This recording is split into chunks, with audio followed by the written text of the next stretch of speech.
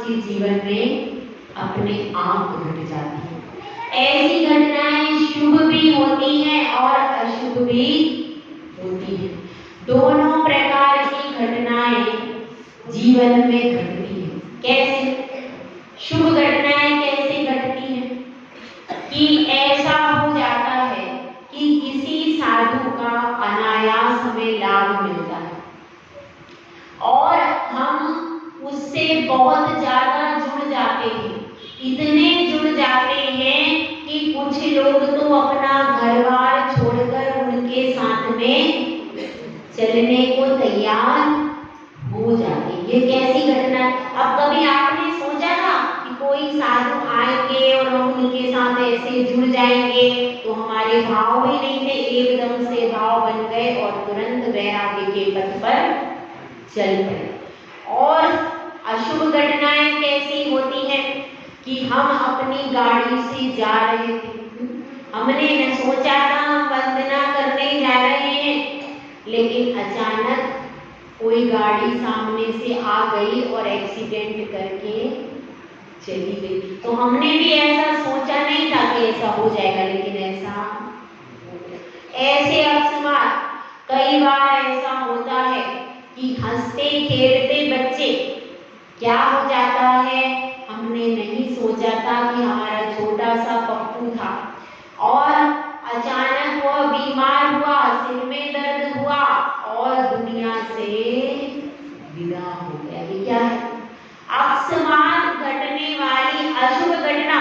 तो ऐसी शुभ घटनाएं भी होती हैं कि व्यक्ति बिल्कुल सप्त व्यसनों में फंसा हुआ था, मंदिर में नहीं आता था, लेकिन अचानक महाराज आए तो उसके बाद से उसने सब व्यसनों का त्याग कर दिया और एकदम से नित्य प्रति पूजा करने लगा, आहार देने लगा, सब कुछ त्याग करके एकदम सात्विक जीवन जीने लगा। तो वर्तमान को देखते हैं उस व्यक्ति के, तो लोग क्या सोचते हैं, अरे ये तो कैसा था, कैसा है ये तो, उसके व्यसन को देखकर हम क्या विचार करते हैं, ये तो बहुत पतित है, लेकिन वह पतित भी कभी पावन बन जाएगा, ऐसा किसी ने सोचा था क्या? नहीं सोचा। तो ऐसी बहुत सारी घटनाएं हमारे जीवन में घटती हैं जिनको हम सोचते नहीं हैं, लेकिन अनायास हो जाती। ऐसा ही एक घटनाक्रम आज आप सबके सामने घटित होगा, तो उसी की ओर चलते हैं। हाँ भैया, सब प्रश्न का उत्तर सोच सोच करके आए। कल मैंने आप सबको सॉल्व करने के लिए एक प्रश्न दिया था, सबको याद है ना? ठीक है, अब फिर से पूछ लो। अपन सब कहाँ थे? चंपापुरी नगरी में, राजा ऋतुमर्दन के दरबार में। वहां पर अपन सब थे और वहां पर सब बालक बालिकाएं पढ़ करके आ गए हैं। अब राजा ने कहा है, इसे पहले तो कहा था अमर कुमार से, अब कहा है सुरसुंदरी से। क्या कहा?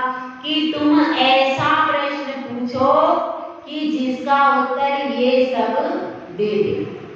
तो अब सुरसुंदरी ने प्रश्न पूछा। क्या प्रश्न पूछा? संसार में शत्रु कौन है और मित्र कौन है? और क्या पूछा? दो प्रश्न पूछे। अमृत क्या है और विष क्या है? हाँ, चलो अपने अपने उत्तर बता दीजिए। किसको उत्तर आता है? बताइए, किसी को उत्तर आता है? दोनों प्रश्नों के उत्तर बताने किसी को आते हैं? नहीं आता। हाँ, क्या बोल रहे हैं? जो भलाई करता है उसे मित्र कहते हैं, और आगे जो बुराई करता है उसे शत्रु कहते हैं। ठीक है, और कोई इधर से महिला वर्ग से कोई आंसर? हाँ, क्या मिथ्यात्व शत्रु है और सम्यक दर्शन मित्र है? ठीक है, और कोई आंसर? धर्म के मार्ग पर लगा है वो हमारा मित्र है। जो मिथ्यात्व के मार्ग पर लगा है, धर्म के मार्ग के मार्ग पर जो लगा है वह हमारा मित्र है। ठीक है, ये तो आप सबके आंसर हैं, लेकिन सुर सुंदरी ने तो किसी और अपेक्षा से प्रश्न का उत्तर पूछा था, तो उसने ये सब उत्तर रिजेक्ट कर दिए। अब बच्चों ने बहुत सारे उत्तर दिए, लेकिन सुर सुंदरी संतुष्ट नहीं हुई। अब जब सुंदरी संतुष्ट नहीं हुई, तो राजा ने अमर कुमार से कहा कि बेटा, क्या आप सुर सुंदरी के इन प्रश्नों का उत्तर दे सकते हो? तो अमर कुमार कहता है कि हाँ महाराज, मैं इन प्रश्नों के उत्तर दे सकता हूँ। तो राजा कहते हैं कि फिर आप उत्तर दीजिए। तो अमर कुमार कहते हैं, जो आज्ञा महाराज, मैं इनका उत्तर देता हूँ। और वह कहता है, क्या कहता है कि संसार में मान और अहंकार से बढ़कर अपना कोई शत्रु नहीं। जहाँ मान आ जाता है, सब व्यक्ति हमको शत्रु की तरह दिखाई देते, मैं सबसे बड़ा, मैं सबसे महान, बाकी सब मेरे आगे कुछ भी नहीं। यह मान है। तो जब मान क्या है, हमारा सबसे बड़ा शत्रु है, और क्षमा हमारा सबसे बड़ा मित्र है। मित्र क्या है? आप जब क्षमा करेंगे तभी पूरा विश्व आपका बंधु बनेगा। अगर आपने क्षमा नहीं किया तो विश्व मैत्री वसुदेव कुटुंबकम सार्थक होने वाला, सत्रेषु मैत्री सार्थक होने वाला। इसलिए वह क्या कह रही है सुंदरी? वह यह कह रही है कि संसार में सबसे बड़ा मित्र अगर कोई है तो क्षमा भाव है। जिसने सबसे क्षमा भाव कर लिया, उसके सब मित्र बन गए, उसका एक भी शत्रु नहीं रहा। और दूसरा प्रश्न क्या था? दूसरा प्रश्न, विष क्या है और अमृत क्या है? तो क्या उत्तर है इसका कि हिंसादी पाप जो है वे विष के समान है। इस भाव में भी वे हमारे लिए जहर के तुल्य कष्ट देते, और परभव में भी नरक आदि नीची गति में जाते हैं, तो वहां भी विष तुल्य कष्ट देते हैं। और अमृत क्या है? तो अहिंसा आदि जो व्रत है, 5 जो है, 5 व्रत हैं, यह क्या है? यह हमारे लिए अमृत के समान है, क्योंकि जो अहिंसा आदि व्रतों का पालन करता है वह इस जीवन में भी अमृत तुल्य सुखों को भोगता है। और परलोक में भी क्या होता है? परलोक में भी अमृतगामी होता है, क्योंकि वह नियम से देव ही बनता है जो व्रतों का पालन करता है। ठीक है, अब ये सब उत्तर सुन करके सब बच्चे प्रसन्न हो गए, और सबने क्या बजाई? क्या बजाई? ताली बजाई सबने। सब बच्चों ने ताली बजाई, सब बच्चे खुश हो गए। फिर राजा ने कोषाध्यक्ष से कहा कि सब बच्चों के लिए अच्छी अच्छी सामग्री लेकर के आओ, भोजन की सामग्री, सबको भोजन कराओ। और फिर राजा ने अपने हाथ से सबको इनाम दिए, सबको कॉपी, पेंसिल, पेन आदि यह सब उपकरण दिए। काय के? विद्या के उपकरण दिए। पुस्तक है, कॉपी है, पेन है, बैग है, ये सब बच्चों को वितरित किए, जिससे बच्चों का हौसला बढ़े और बच्चे आगे बढ़े। टाइम बताओ। 10 मिनट। तो अब अपन थोड़ा सा आगे बढ़ते हैं। देखिए, सुर सुंदरी भी 16 वर्ष की हो गई है, और अमर कुमार भी 18 वर्ष के हो गए। उस समय 16 वर्ष की आयु में विवाह आदि कर दिया जाता था। तो अब देखिए, 2 अलग अलग घरों में लेकर के चलेंगे। पहला घर में हम लेकर के जाते हैं सेठ धनावह के महल में। वह सेठ भी नगर सेठ था, उसका भी बहुत बड़ा महल था। किसका? नगर सेठ धनावय का। तो वह अपने महल में और दो कथाएं पढ़ी है, उसमें एक में उसकी जेठानी का नाम आता है रूपमती और एक में आता है धनवती। ठीक है, तो वह धनवती सेठानी के पास में बैठे हैं सेठ जी, और सेठानी कह रही है, हे नाथ, हमारा पुत्र सारी कलाओं में निपुण हो चुका है, तर्क न्याय छंद व्याकरण सबको जानता है, बहुभाषाविद है, अत्यंत योग्य है, सर्वांग सुंदर है। तो अब मुझे चिंता हो रही। क्या चिंता हो रही भाई? हाँ, क्या हो रही भाई? महिलाएं सब समझदार हैं। क्या चिंता हो रही? कि मुझे अब चिंता हो रही है कि हमारे पुत्र की योग्य कन्या कहाँ से मिलेगी। बहुत योग्य कन्या से इसका विवाह करना पड़ेगा। क्यों? क्योंकि पति और पत्नी में समान गुण हो तभी पटरी खाती है। अगर इसको बहुत कम गुण वाली कन्या से विवाह कर देंगे तो दोनों की पटरी नहीं खाएगी और परेशान हो जाएंगे। इसीलिए इसी के समान रूप गुण सौंदर्य से युक्त कन्या को हम सबको खोजना चाहिए। तो सेठ कहते हैं कि देखो सेठानी, मैं तो व्यापार के काम में लगा रहता हूँ, हमारा व्यापार बहुत बढ़ गया, तो मुझे तो फुर्सत नहीं है। अब तुम खुद ही इधर उधर महिलाओं से पूछ पाछ करके और अच्छी कन्या का चुनाव कर लो। ठीक है, अब इनके घर पर यह चर्चा हुई।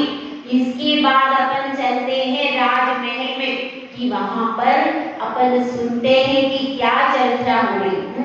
तो राजमहल में भी रानी और राजा, राजा रिपुमर्दन और रानी रति सुंदरी, भूल गए आप, रानी रति सुंदरी, वे भी अपने अंतःपुर में आनंद से बैठे हैं।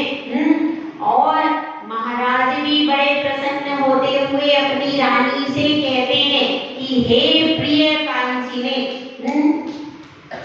अब बहुत शुभ दिन आया है कि हमारी पुत्री तर्क न्याय छंद व्याकरण सारी भाषाओं के ज्ञान से परिपूर्ण हो गई।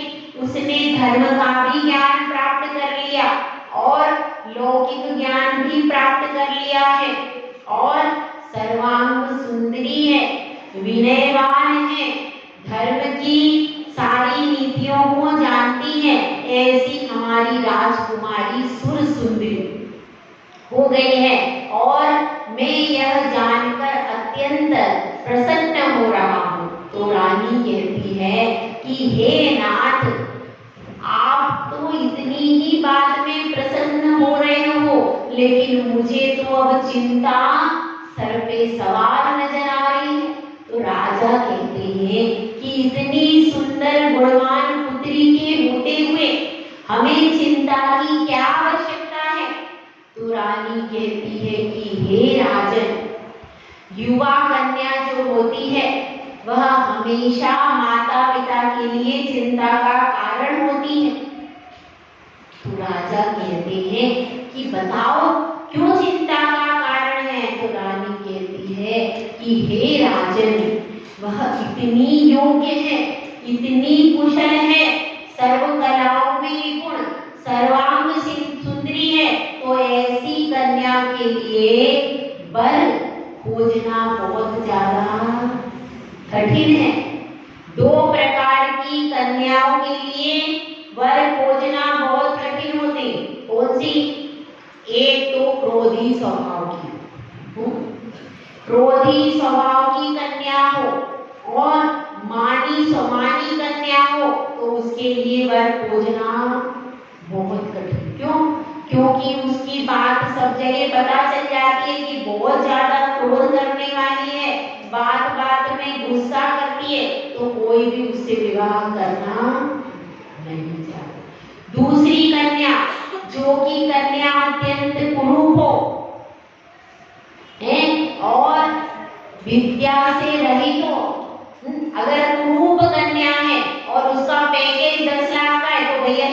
जाएगी, दिक्कत नहीं होगी।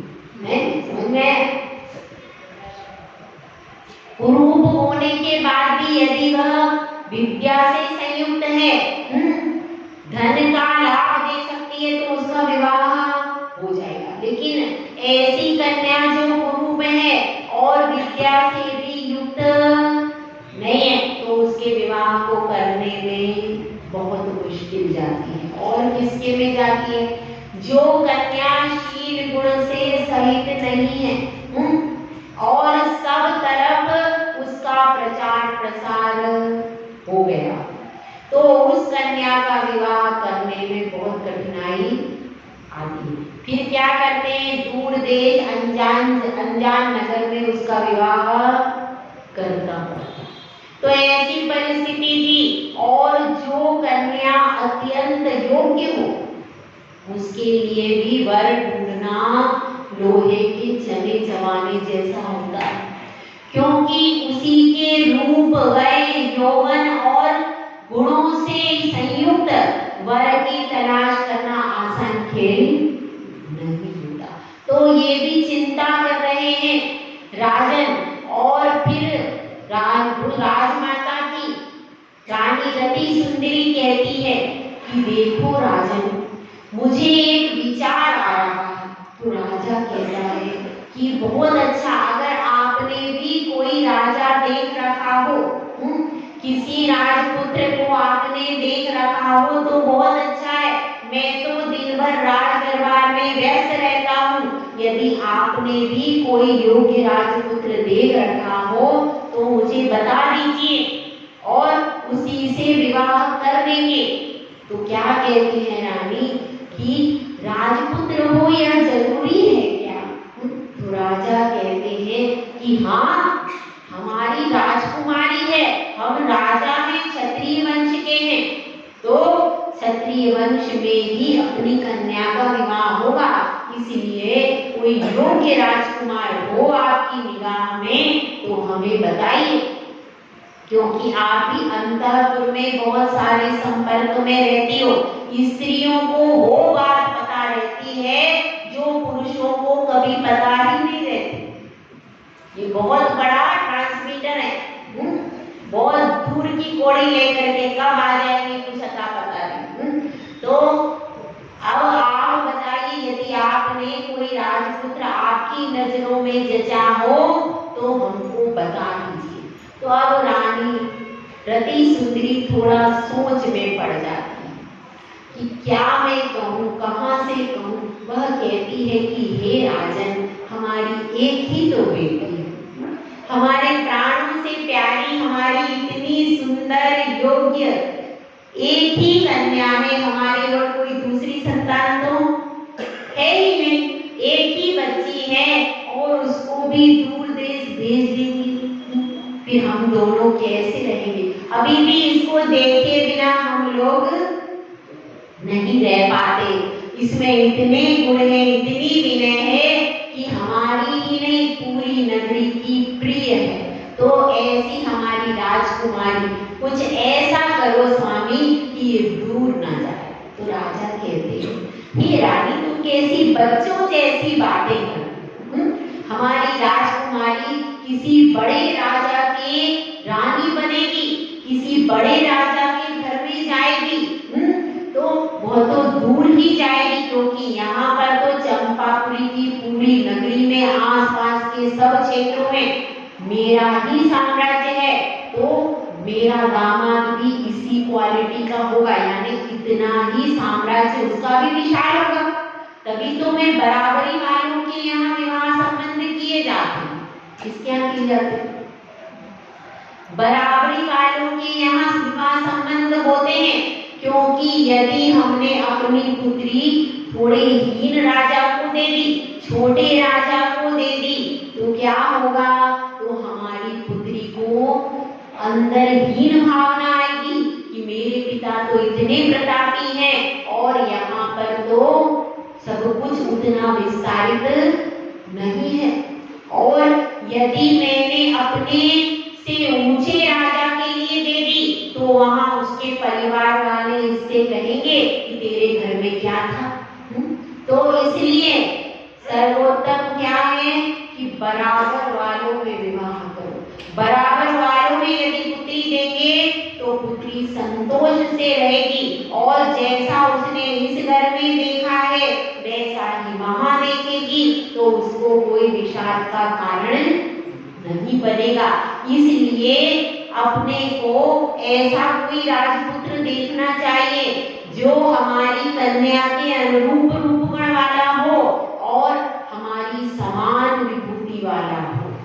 तो ऐसा कोई राजकुमार आपकी निगाह में हो तो बता दीजिए। तो वह कहती है कि हे राजन, मैं तो यह सोच सोच करके ही मरी जा रही हूँ कि मेरी पुत्री मुझसे दूर हो जाएगी।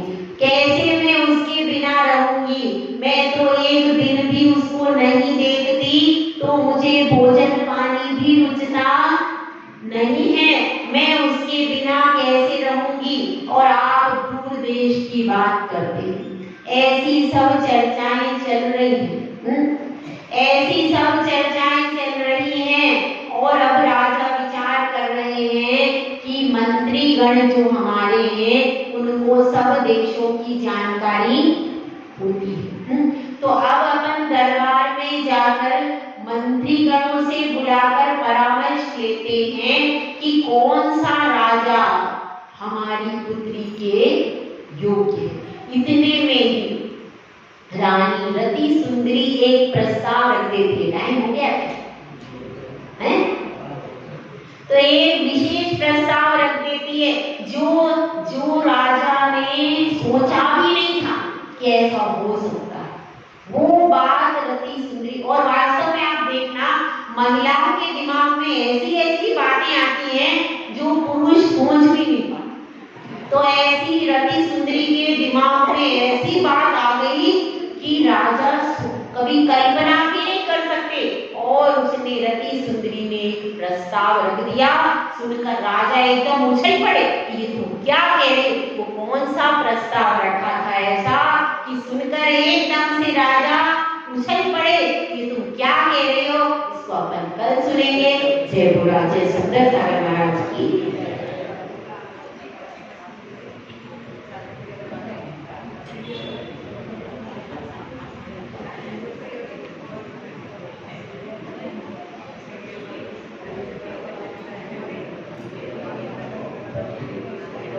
अब मैं छोटा जी के चरणों में छापी करते हुए उनसे निवेदन करती हूँ कि